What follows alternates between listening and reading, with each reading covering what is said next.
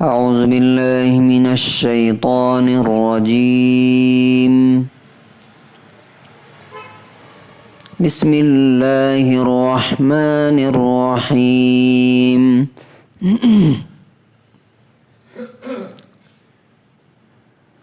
ولا يحيطون بشيء من علمه إلا بما شاء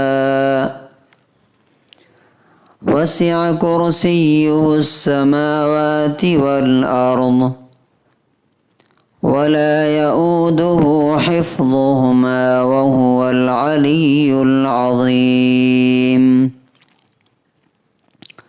سورہ بقرہ سورہ نمبر 2 آیت number 255 255.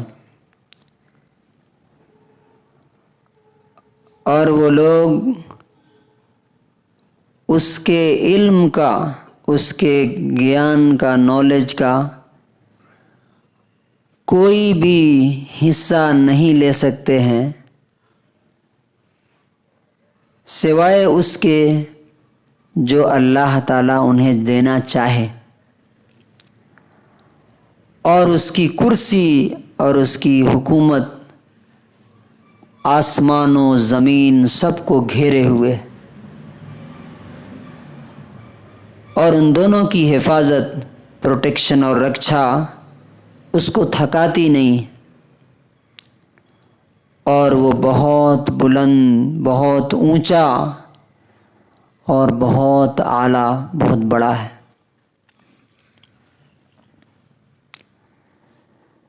They encompass not a thing of his knowledge except for what he wills, and his kursi extends over the heavens and the earth, and their guarding and preservation tires not him, and he is the most high, the most great.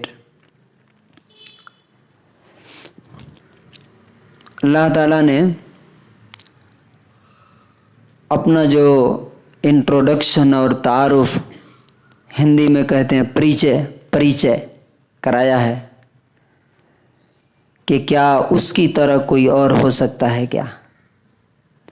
کوئی بھی آدمی اگر آنکھ کھول کر کے اور neutral ہو کر کے سوچے تو یہ جو کوالٹیز اللہ نے اپنے بارے میں بتائی ہیں کسی اور کے اندر ہو ہی نہیں سکتی.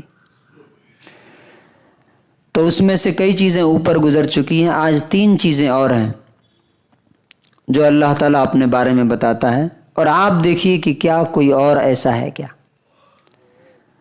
اللہ تعالیٰ نے کہا کہ اس اپنے علم کے بارے میں کہ یعلم ما بین ایدیہم وما خلفہم، تمہارے آگے کیا ہوگا، ابھی ہم ہیں، اس کے آگے کیا ہونے والا ہے وہ سب اللہ جانتا ہے، اور تمہارے پیچھے یعنی پاسٹ میں کیا ہوا دنیا میں وہ سب اللہ تعالیٰ جانتا ہے. اس کے علاوہ کوئی اور ایسا نہیں ہو سکتا. کوئی ہے کیا ایسا؟ کوئی نہیں. فار ایگزامپل آپ دیکھیے، ہمارے ہندو بھائی ایک بھگوان کو مانتے ہیں کہ وہ بھگوان تھے، وہ ایشور تھے، اور ان کی بیوی کو لے کر کے بھاگ گیا کوئی، کون؟ راون. آپ سوچئے کہ اگر کوئی ایشور ہے، کوئی بھگوان ہے، تو کیا اس کی بیوی کو لے کے کوئی بھاگ سکتا ہے؟ اور کیا اس کی بیوی ہو سکتی ہے کیا؟ اگر اس کی بیوی ہے، اس کے بچے ہیں، وہ انسانوں کی طرح ہے، تو پھر وہ خدا کیسے ہو سکتا ہے؟ نہیں ہو سکتا. تو اب ان کو پتہ نہیں کہ میری بیوی کو راون لے کے بھاگ کے چلا گیا، اب وہ کس کی سینا لے کے جا رہے ہیں مقابلہ کرنے کے لیے؟ بندروں کا. سبحان اللہ.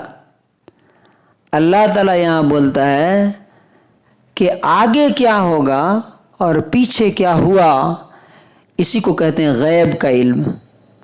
جو غیب کا علم پہ جھگڑا ہے نا، اور لوگ جو جا کر کے کسی کے سامنے جھکتے ہیں، مثلاً مزاروں پہ جاتے ہیں یا باباؤں کے پاس جاتے ہیں، کیا آستھا لے کے جاتے ہیں، یہی کہ ہم جو کچھ بولیں گے یہ جانیں گے، جانتے ہیں۔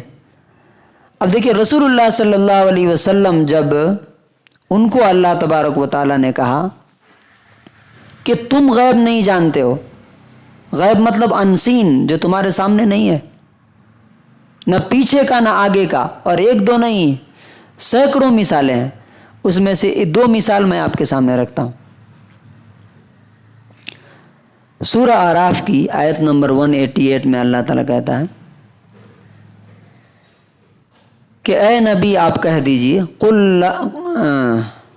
لا املک لنفسی ضرا ولا نفعا الا ما شاء اللہ، آپ کہہ دیجئے کہ میں اپنا نفع نقصان، پروفٹ اور ہارم، میں اس کا خود میں مالک نہیں ہوں، میرے کنٹرول میں نہیں ہے کہ میں اپنے آپ کو نفع پہنچا لوں یا نقصان پہنچا لوں، یہ اللہ کے ہاتھ میں۔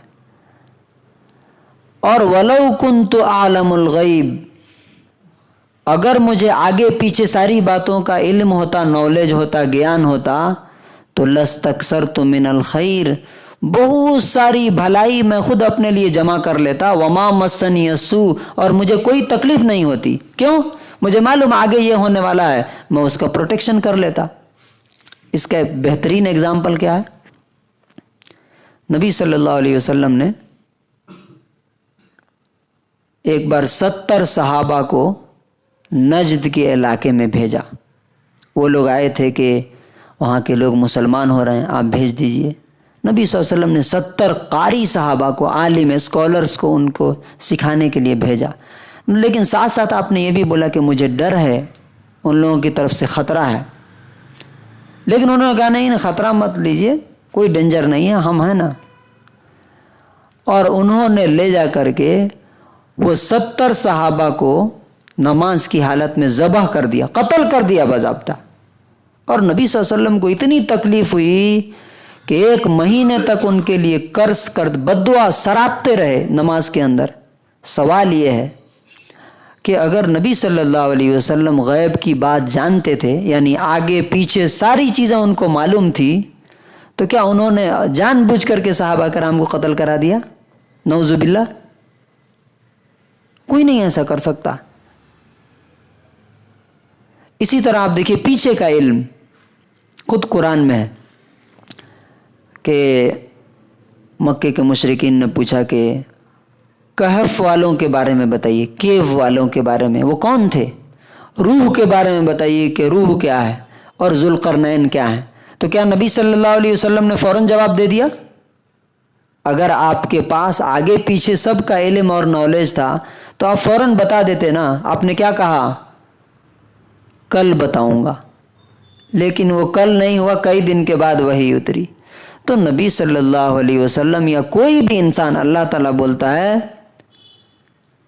اب سوال یہ ہے کہ کچھ باتیں نبی صلی اللہ علیہ وسلم بتاتے تھے جو ہو جاتی تھی، ہے نا۔ مثال کے طور پہ نبی صلی اللہ علیہ وسلم نے کہا کہ تم لوگ رومن امپائر اور پرشین امپائر کو قبضہ کر لو گے، مسلمانوں نے کر لیا۔ تو یہ کیا ہے؟ یہ بھی تو غیب کی بات ہے، نبی صلی اللہ علیہ وسلم کو کیسے پتہ ہو گئی؟ اگر ان کو نہیں معلوم تھا تو پھر انہوں نے بتایا کیوں؟ اللہ تعالیٰ نے اس کا جواب اس آیت میں دیا، اس سینٹنس میں۔ کس میں؟ وَلَا يُحِيطُونَ بِشَيْءٍ مِّنْ عِلْمِهِ إِلَّا بِمَا شَاءَ۔ اللہ کا علم، اس کا نالج، اس کا گیان اتنا ہی کسی کو مل سکتا ہے جتنا اللہ تعالیٰ خود اسے دینا چاہے۔ تو اللہ تعالیٰ نے جتنا نبی صلی اللہ علیہ وسلم کو بتایا اتنا ان کو معلوم تھا، جو نہیں بتایا وہ نہیں معلوم تھا۔ اچھا، اس کے بارے میں ایک حدیث بھی ہے کہ نبی صلی اللہ علیہ وسلم ایک شادی میں گئے تھے، یہ صحیح ابن ماجہ کی 1551 نمبر حدیث ہے۔ تو وہاں 2 لڑکیاں گانا گا رہی تھیں، اس میں انہوں نے ایک جملہ کا ایک سینٹنس کہا، وَفِينَا نَبِيٌّ يَعْلَمُ مَا فِي غَدِي، ہمارے بیچ میں ایک ایسے نبی ہیں جو کل کی بات جانتے ہیں۔ تو نبی صلی اللہ علیہ وسلم نے فوراً ٹوکا، کہا اما ھذا فلا تقولوا، ایسی بات مت کہو، ما یعلم ما فی غد الا اللہ، آگے کل کیا ہوگا اللہ کے سوا کوئی نہیں جانتا۔ تو خود نبی صلی اللہ علیہ وسلم نے جس بات کا انکار کیا، آج مسلمان اس کو دھڑلے سے بول رہا ہے، کیوں؟ اس لیے کہ اسے قرآن کا علم نہیں ہے کہ اللہ تعالیٰ اس میں کیا کہتا۔ اور اس کے بعد فرمایا وسع کرسیہ السماوات والارض، اس کی حکومت کتنی بڑی ہے، اس کا پاور کیا ہے، ساتوں آسمان اور ساتوں زمین یہ سارے کے سارے اس کے کنٹرول میں ہیں۔ اب دیکھیے یہاں پہ کیا ہوتا ہے، ایک ملک چلانے کے لیے کتنی مشنریز کام کرتی ہیں، سی بی آئی الگ ہے، ڈیفنس منسٹری الگ ہے، اور ہوم منسٹری الگ ہے، باہر کے معاملات طے کرنے کے لیے الگ ہیں۔ اللہ تعالیٰ کہتا ہے وہ اکیلا آسمانوں اور زمین سب پر حکومت کرتا ہے، ولا یشرک فی حکمہ احدا، اور اس کے پاور میں، اس کے حکومت میں کوئی شامل نہیں، کوئی منسٹر نہیں ہے وہاں پہ، سارے کے سارے غلام ہیں۔ ولا یعودہ حفظہما، اور یہ اتنی بڑی حکومت چلانے کے بعد بھی اس کی حفاظت، اس کی پروٹیکشن کر رہا ہے وہ خود، اور وہ تھکتا نہیں ہے۔ کیا دنیا میں کوئی ایسا انسان ہے، کوئی ایسی مخلوق ہے دنیا میں جو نہیں تھکتی ہے؟ اور لاسٹ میں فرمایا وَهُوَ الْعَلِيُّ الْعَظِيمُ، وہ بہت بلند، بہت ہائی، بڑا اعلیٰ، بڑا گریٹ ہے۔ یعنی اللہ تعالیٰ کو سمجھنے کے لیے ہماری عقل، ہمارا سینس، ہمارا دماغ اتنا بڑا نہیں ہے کہ اللہ تعالیٰ کو پوری طرح سمجھ سکیں۔ بس اتنا دو ورڈ یاد رکھ لیجئے، وَهُوَ الْعَلِيُّ، وہ بہت بلند ہے، بہت اونچا ہے، اور العظیم، بہت ہی گریٹ ہے کہ اس کا گریٹنس ہم معلوم نہیں کر سکتے، نہ سوچ سکتے، ہماری سوچ وہاں تک پہنچ سکتی۔ اللہ تبارک و تعالیٰ سے دعا ہے کہ اللہ تعالیٰ ہمیں یہ چیزیں سمجھ کر کے خود بھی عمل کرنے اور دوسروں کو بتانے کی توفیق نصیب ہو۔